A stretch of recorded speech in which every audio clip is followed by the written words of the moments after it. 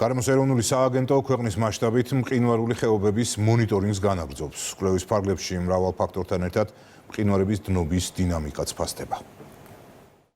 პირველი ხეობა, საიდანაც ვიწყებთ, ეს გახლავთ ნენსკრას ხეობა.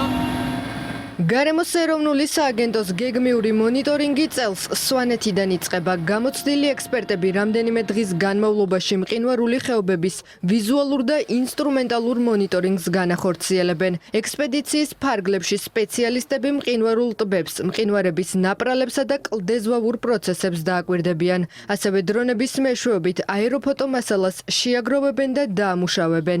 ძალიან მნიშვნელოვანია, რომ გქონდეს ინფორმაცია ყველა ხეობაში, თუ რა მდგომარეობაა, ზოგადად დავათვალიეროთ და შევაფასოთ და აგრეთვე რაც ყველაზე მნიშვნელოვანია, ინსტრუმენტალური, ესე ვთქვათ, გაზომვებით, გავზომოთ უშუალოდ ხარჯი მდინარეზე. გარდა ამისა, ჩვენ დისტანციური ზონდირების მეთოდსაც ვიყენებთ, სატელიტურ იმიჯებს, რომელსაც ანალოგიურად პარალელურ რეჟიმში ვადარებთ ყოველწლიურად. ექსპერტთა ჯგუფის მომდევნო გაჩერება ადიშის მყინვარია. კვლევის ფარგლებში მყინვარის ენის დნობის დინამიკა ფასდება. საბოლოო მონაცემებს კი გასული წლების მაჩვენებლებთან ადარებენ.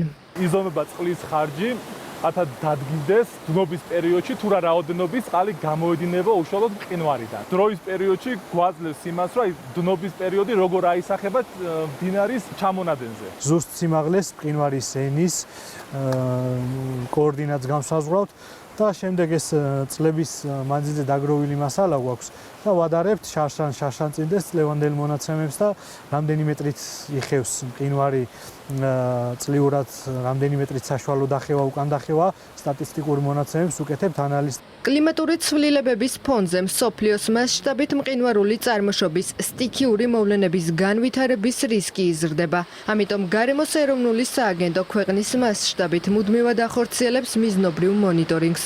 უცხოელ ექსპერტებთან ერთად კი თანამედროვე მეთოდების დანერგვაზე მუშაობს.